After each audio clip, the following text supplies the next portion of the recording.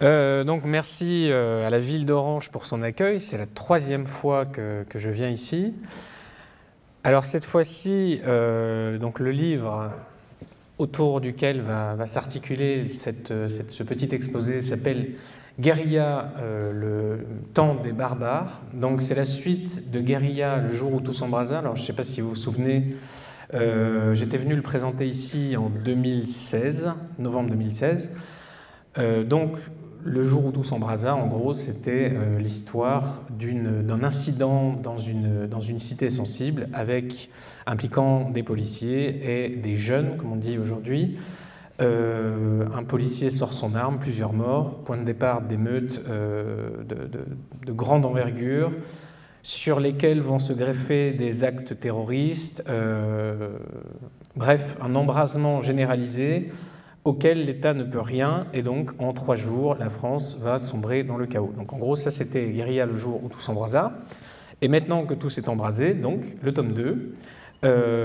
Pourquoi un tome 2? Alors mes lecteurs m'ont très souvent demandé, avec insistance, d'accord, mais qu'est-ce qui se passe après? C'est-à-dire après, est-ce qu'on a une petite chance de sauver la situation, de survivre à tout ça, ou est-ce que vraiment les jeux sont faits? Donc la question, au début je ne prévoyais pas d'écrire une réponse, mais la question m'a travaillé, et je me suis dit finalement ça méritait un développement, une suite.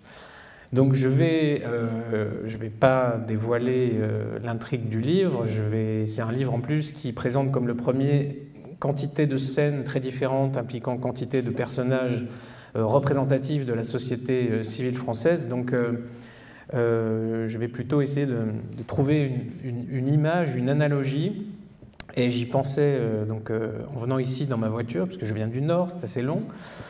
Donc j'ai eu le temps de réfléchir un petit peu à la question, et je me suis dit que la meilleure analogie qu'on pouvait faire avec la situation de la société française aujourd'hui, c'était celle d'un fait divers qui s'est produit il y a un peu plus d'1 siècle, quelque part dans l'Atlantique Nord, un paquebot luxueux qui réalisait son trajet inaugural, qui s'appelait le Titanic. Je trouve qu'il y a beaucoup de similitudes entre ce paquebot et la société française actuelle. Vous avez en bas de ce paquebot, vous avez les 3e classes, vous avez les soutiers, ceux qui travaillent très dur pour faire en sorte que ce bateau avance, des individus qui subissent un petit peu le voyage, hein. Ils ne voient pas grand-chose de là où ils sont, mais bon, ils ont suffisamment à manger, ils ont le divertissement, bref, disons que ça va à peu près.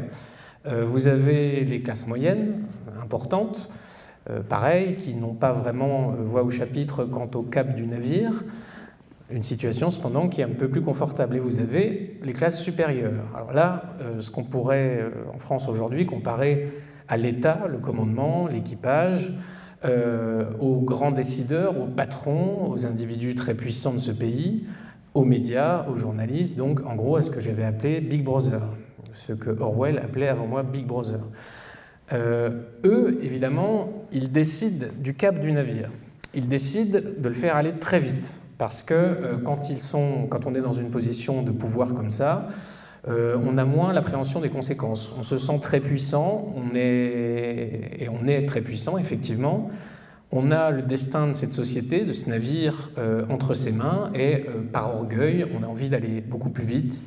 On a envie de se prouver qu'on est finalement un petit peu l'égal de Dieu. Je me souviens que les promoteurs de ce navire disaient que Dieu lui-même ne pouvait pas le couler. Eh bien, c'est à peu près sans doute ce que pensent les individus qui sont à la tête de notre pays aujourd'hui. Et donc, leur but est d'aller toujours plus vite. Alors évidemment, ça ne se passe pas tout seul, la croisière, il y a quelques incidents. Vous avez des individus qui vont se plaindre un peu, qui vont demander plus de considération, plus de moyens, des cabines plus belles. Et l'équipage va gérer ça comme il peut, c'est-à-dire il va promettre double ration à ceux-ci, il va faire tout un tas de promesses. Éventuellement, si certains vont crier trop fort, quelques coups de matraque régleront le problème. Et l'important, finalement, c'est de maintenir le cap.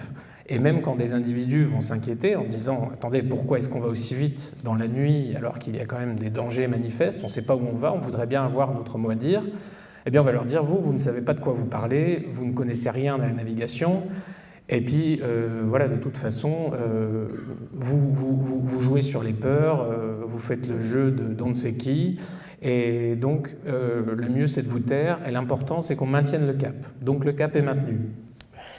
Il est maintenu malgré le fait que certains commencent à lancer des signaux d'alarme, à dire il y a la présence de glace flottante nous a été signalée un peu plus au sud que d'habitude, on risque peut-être d'entrer dans des champs comme ça où il y a de la glace flottante.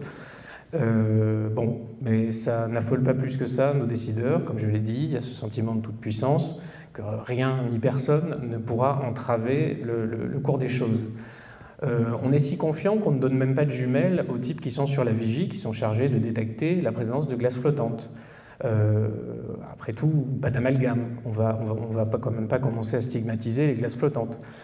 Et brutalement, ce qui devait arriver arriva, l'iceberg sort de la nuit et va percuter la croisière. Alors l'iceberg, dans mon livre, c'est un incident, comme je le dis, dans une cité dite sensible. Un contrôle de police qui dégénère, il y en a à peu près tous les soirs. Hein. Les guet-apens où les policiers tombent comme ça, sont caillassés. Enfin, là, en ce moment, on a le procès des jeunes de Viry-Châtillon qui ont quand même brûlé vifs des policiers dans leur véhicule. Si les policiers du moment avaient été peut-être un peu moins conditionnés, ils sont extrêmement bien conditionnés pour ne pas se servir de leurs armes, vous avez remarqué, certains d'entre eux brûlent vifs dans leur véhicule plutôt que riposter par des moyens létaux. Donc c'est quand même, là, la police est très bien tenue par le pouvoir, par la hiérarchie policière. Donc il y a ce point de départ possible, c'est le jour où on va tomber sur un policier. Les policiers, vous savez, ils sont un petit peu à bout aujourd'hui, hein, ils vivent dans une condition extrêmement difficile. Beaucoup d'entre eux, d'ailleurs, choisissent de mettre fin à leur jour, ça ne vous aura pas échappé. Le jour où un policier va commettre l'irréparable, c'est-à-dire qu'il va se servir de son arme de service, comme son nom l'indique, mais comme les faits, hélas, nous le font oublier, ça sert à ça, une arme, et donc les policiers, un jour, l'un d'entre eux va tirer dans le tas, il va faire des morts, et ça va déchaîner le feu des enfers. Les cités vont s'embraser, et aujourd'hui, dans le contexte actuel, on n'est plus en 2005, le phénomène communautaire s'est considérablement aggravé. Vous avez en plus le fait religieux qui va se greffer là-dessus. Donc les terroristes, évidemment, qui vont profiter des désordres pour passer aux actes. Vous avez en plus, évidemment, les tensions sociales que l'on connaît. Vous avez les milieux d'extrême gauche qui n'attendent que ça aussi, les fameux Black Blocs. Donc en tout, ça fait beaucoup de problèmes à gérer pour des policiers qui n'ont plus de moyens, qui n'ont plus d'effectifs, qui sont vraiment actuellement dans une situation très périlleuse et surtout auxquels on ne donnera pas d'ordre de fermeté, contrairement à ce qu'on a pu voir ces derniers jours avec d'autres types de manifestants. On ne traite pas tous les désordres sociaux de la même manière. Certains d'entre eux sont susceptibles de dégénérer très gravement. Donc c'est pour ça que nos policiers ont ordre aujourd'hui de ne plus dénoncer leurs collègues, fussent-ils un petit peu radicalisés. Ils ont ordre de ne plus poursuivre les jeunes qui font des rodéos avec leurs motos et leurs quads, parce qu'on sait très bien que ça pourrait être le prétexte à un iceberg. Donc c'est un type d'iceberg, il y en a peut-être d'autres. Moi, j'ai choisi ça comme élément déclencheur dans mes livres, mais ça pourrait être aussi un déclenchement économique. Une crise économique, ça va très vite, ça peut arriver de n'importe où. Tout le système économique aujourd'hui repose sur des valeurs tout à fait artificielles. Si l'une d'entre elles éclate pour une raison ou une autre, ça peut entraîner dans sa chute toute la société, puisqu'elle repose entièrement sur ces valeurs. Ça peut être un motif social ou sociétal. Hein. Je parlais de la crise des Gilets jaunes tout à l'heure. Je vous rappelle qu'en décembre 2018, l'Élysée était prêt d'organiser son évacuation d'urgence. Donc quand même, vous voyez que cette société, cet État, ce navire qui nous paraît si solide, il a peut-être des points de fragilité qui nous échappent pour l'instant, qui échappent sans doute aussi à certains de nos décideurs. Mais ces points peuvent se révéler comme ça tout d'un coup à l'occasion d'un accident. En plus, la machine, aujourd'hui, en fait, les conditions du drame, elles sont en place, peu importe comment il va arriver, en fait, il ne demande plus qu'à arriver. Je parlais de la situation de la police, mais on pourrait faire le tableau de la France entière. cette espèce d'état dans lequel nous sommes tous aujourd'hui, de renoncement, d'acceptation, d'attente et finalement de soumission, il y a, une fois que l'iceberg sera en vue, ce sera trop tard, exactement comme ça s'est passé pour le Titanic. Je ne sais pas si vous vous souvenez de cette histoire, mais en tout cas vous avez dû voir le film. Dans un navire, dans une société comme ça, il y a une inertie qui est terrible. Ça veut dire qu'à partir du moment où vous vous rendez compte qu'il y a un problème, il est trop tard déjà pour effectuer le virage qui permettrait de sauver le navire ou la société. En l'occurrence, ici, le temps que l'on remplace tous ces individus qui n'ont pas vu ou pas prévu ce qui va se passer par des individus qui ont les yeux ouverts, le drame aura déjà eu lieu.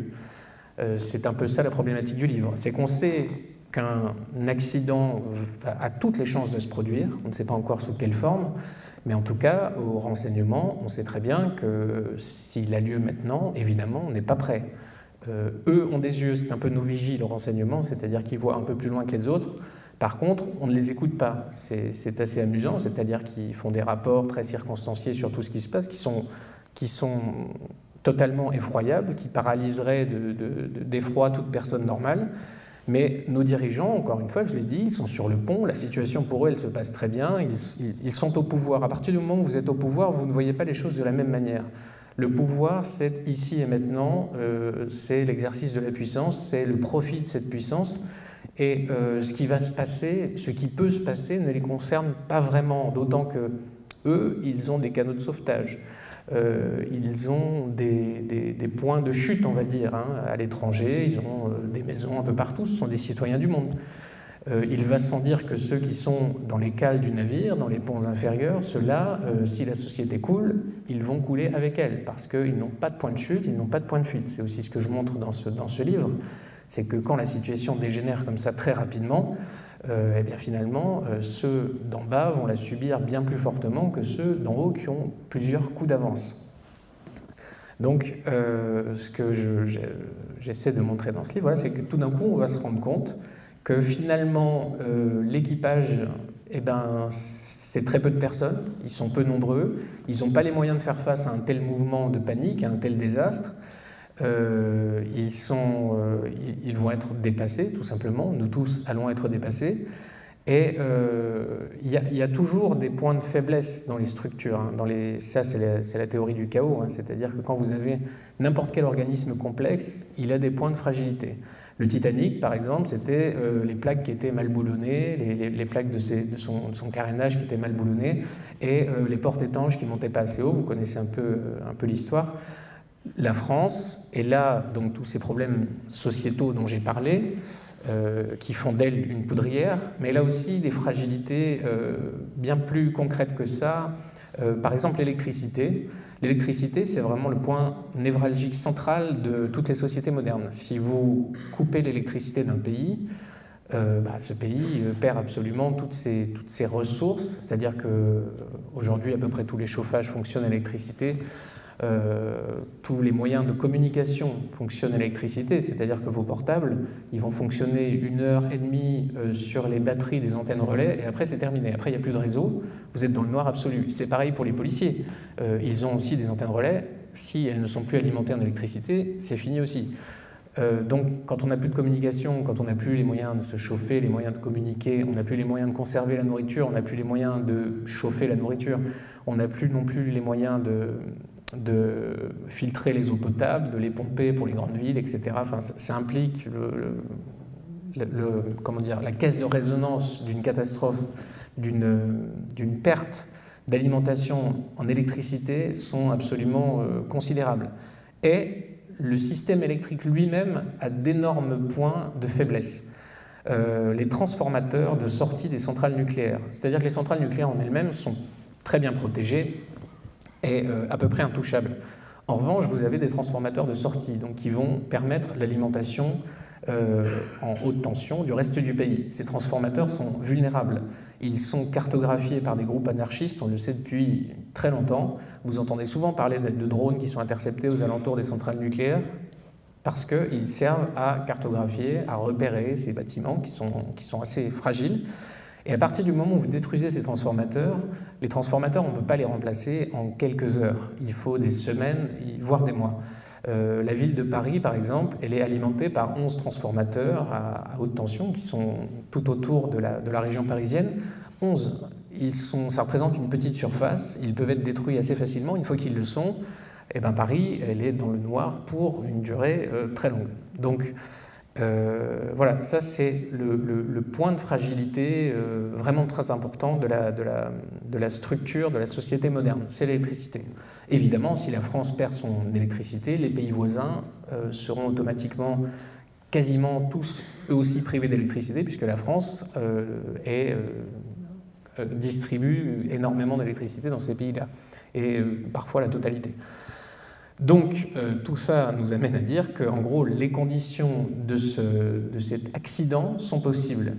Ça, c'est guérilla 1, donc l'accident a déjà eu lieu. Guérilla 2, que se passe-t-il maintenant? C'est-à-dire maintenant, nous, on était là dans notre état de confort absolument total.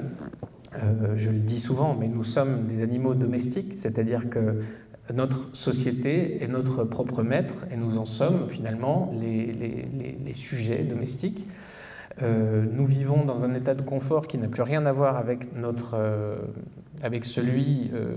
enfin, nous avons évolué pour faire face à un environnement ancestral très dur, extrêmement étendu, où il faisait froid, où il fallait survivre, il fallait chasser, il fallait se battre pour vivre.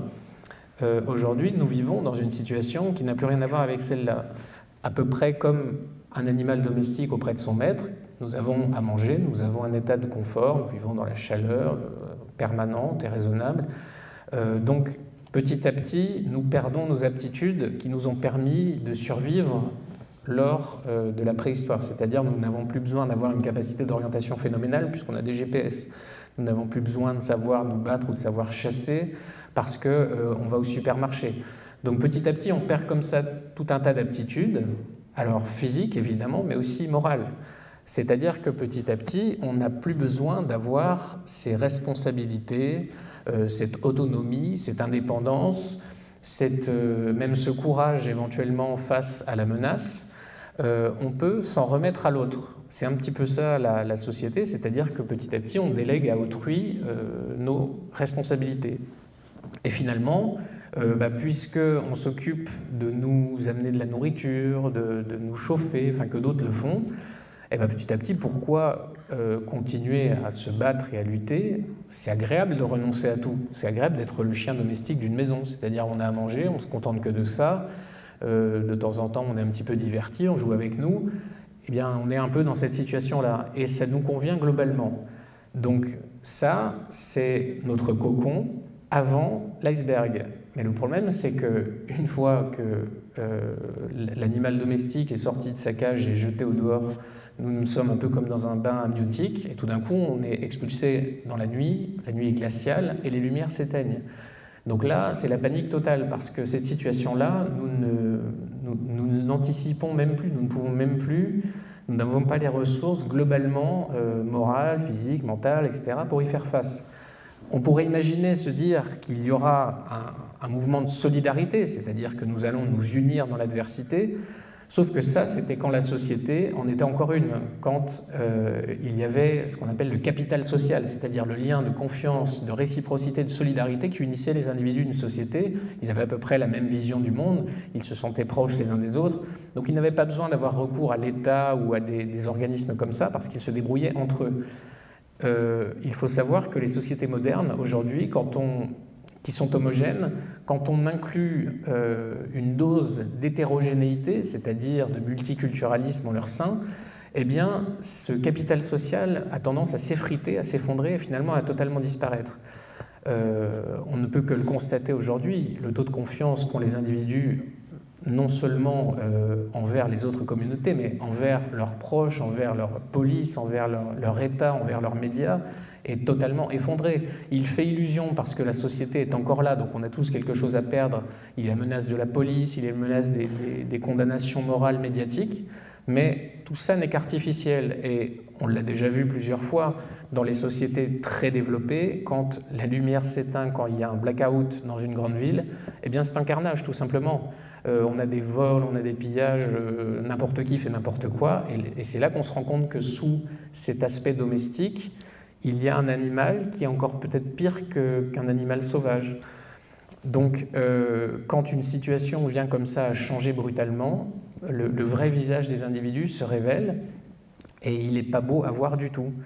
Il y a le visage aussi idéologique, c'est-à-dire que notre situation de domestication nous permet d'être très loin des réalités.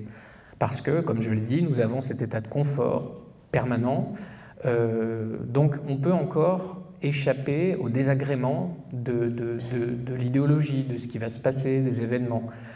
Et c'est d'autant plus vrai quand vous montez sur les ponts supérieurs. Là, au niveau des premières classes, eux, la réalité n'est même plus une théorie, enfin, c'est quelque chose d'autre. Et à la limite, peu importe. L'important, c'est qu'ils aient le pouvoir et qu'ils l'exercent. Ce qui se passe dans la réalité a peu d'importance pour eux. Pour ça, je vous dis, il faut vraiment concevoir les choses de cette manière-là, c'est-à-dire que quand vous avez le pouvoir, quand vous êtes le dresseur, vous dressez votre chien pour vous apporter vos pantoufles. Pour le chien, ça n'a absolument aucun sens par rapport à son univers ancestral. Il va vous chercher vos pantoufles, mais si un jour vous disparaissez en tant que maître, ça ne va pas lui sauver la vie de savoir aller chercher des pantoufles. C'est un peu la même chose.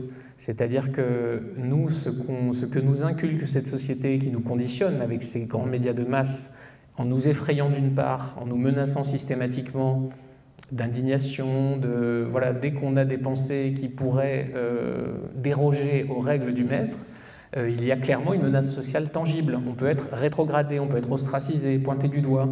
Un animal domestique, il est terrifié par ça. Quand son maître se fâche, le chien est dans un état psychique extrêmement délabré.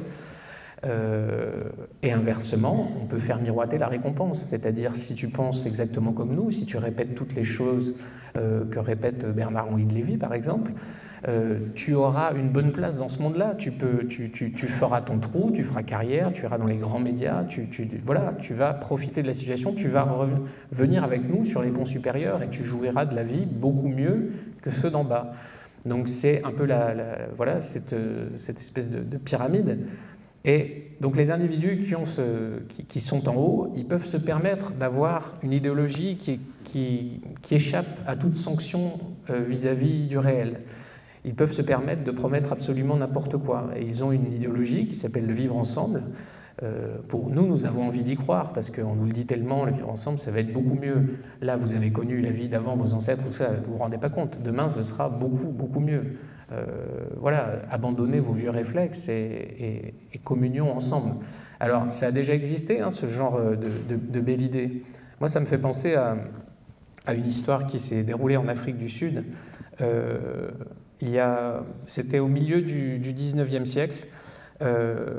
Ça concernait le peuple Xhosa. Donc c'est un petit peuple qui habitait à l'emplacement du Cap Oriental aujourd'hui. Ce peuple avait une prophétesse, une jeune prophétesse, c'est un petit peu le prototype de Greta Thunberg, et qui avait décrété qu'il était très important de détruire l'intégralité des récoltes, des ressources, du bétail, d'absolument tous les biens que possédait le peuple Xhosa. Et si on le faisait, le peuple Xhosa connaîtrait un avenir radieux. Le peuple Xhosa a cru la jeune prophétesse, et donc a mis à mort l'ensemble de ses troupeaux et a brûlé l'ensemble de ses récoltes et de ses biens, et évidemment a sombré dans une ruine épouvantable dont il ne s'est jamais relevé. Ça peut nous faire sourire, mais nous sommes à peu près dans la même situation aujourd'hui. C'est-à-dire que nous sommes en train, avec ténacité, de détruire l'intégralité de nos biens, de notre patrimoine, de notre identité, de tout ce qui fait de notre mode de vie, notre art de vivre, de tout ce qui fait que voilà, nous avons de bonnes raisons d'être fiers aujourd'hui, au nom d'une idéologie d'une vie meilleure, potentielle, qui devrait arriver. Hein, c'est le grand classique de l'idéologie, c'est que c'est toujours demain, jamais aujourd'hui. Et bien finalement, dans les faits, quand vous êtes au niveau supérieur, évidemment, ça marche, puisqu'ils ont le pouvoir, donc il n'y a pas de problème. C'est pour ça qu'ils sont si crispés quand on leur explique qu'ils se trompent. ou qu'on a un doute. Mais dans les niveaux inférieurs, c'est beaucoup moins évident quand même. Il y a quelques désagréments qui commencent à se manifester. On sent l'eau froide qui nous lèche les pieds. Et on se dit, ça va mal tourner du coup pour nous peut-être tout ça. Mais on a cette pression sociale qui est permanente. On a encore beaucoup à perdre parce qu'on est encore dans le bateau. On se dit que ça pourrait être pire. On pourrait être dans l'eau, on pourrait être noyé. Donc on accepte cette situation qui n'est pas du tout agréable et qui le sera de moins en moins. Et on a l'intuition que ça va être de pire en pire, mais finalement, il y a cette acceptation progressive. C'est un peu, on cite souvent cette métaphore hein, de la grenouille qui est dans son petit bocal d'eau, et on le chauffe progressivement, et la grenouille meurt parce que ça a été progressif. En réalité, une grenouille n'est pas si bête que ça. Si vous chauffez l'eau de la grenouille, vous allez voir qu'elle va s'en aller. En revanche, pour les animaux domestiques, c'est un petit peu différent. L'animal domestique, c'est un animal ritualisé, un animal extrêmement conservateur. Les chiens, vous savez, c'est un peu terrible, mais quand le chien meurt sur la tombe quand le maître meurt, le chien va sur la tombe du maître et il est capable de se laisser mourir finalement auprès de l'image de son maître disparu. Aujourd'hui, énormément de Français sont en colère, déplorent la situation, mais concrètement, c'est tout juste s'ils osent voter mal de temps en temps, tout juste. Hein. Et c'est toujours fascinant parce que quand on voit le taux d'agacement, d'énervement, le Français râle, le Français se plaint, le Français est agressif, et quand vient le seul moment où peut-être il pourrait exprimer son désaccord de manière un peu formelle, il se retient, parce qu'il ne veut pas déranger non plus. Il a peur d'un changement brutal en réalité. Il a peur de perdre cette situation, parce qu'elle est quand même là, la situation.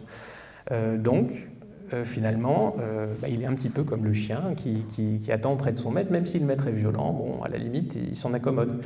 Et c'est ce chien donc, qui va se laisser mourir sur la tombe de son maître. Nous, c'est amusant parce qu'on voit ça comme de la fidélité. On trouve que c'est beau comme comportement. En réalité, c'est un état d'extrême dépendance. L'être en tant que tel n'existe plus. Il vit par la procuration de ce maître.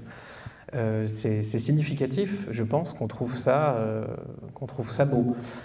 Donc, finalement, le problème que j'identifie, alors dans ce livre ou dans les autres, ou dans les précédents, c'est toujours celui de cet état de domestication.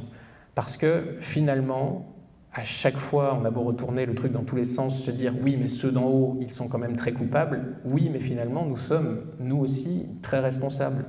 Parce que à chaque fois qu'on en a l'occasion, il y a assez peu d'action. Et moi, la grande question qu'on me pose systématiquement dans mes conférences ou lors de signatures, c'est très bien, vous faites un constat.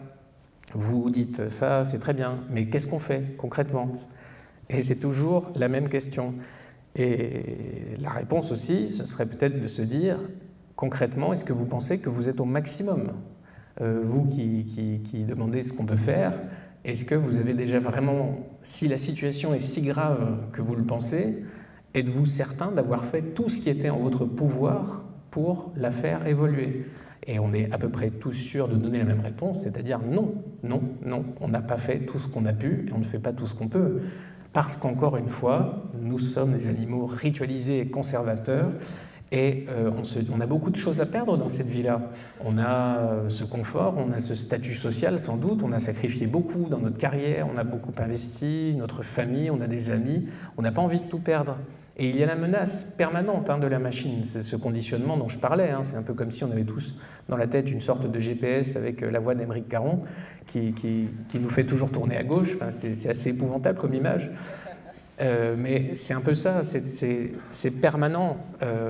La voix du maître, elle est là. Et le maître, il a une puissance de feu qui est hallucinante. Il y a des dizaines de millions d'auditeurs et de téléspectateurs par jour qui passent entre ses mains pendant des heures. C'est à côté de ça, évidemment, nous, non, on ne peut rien.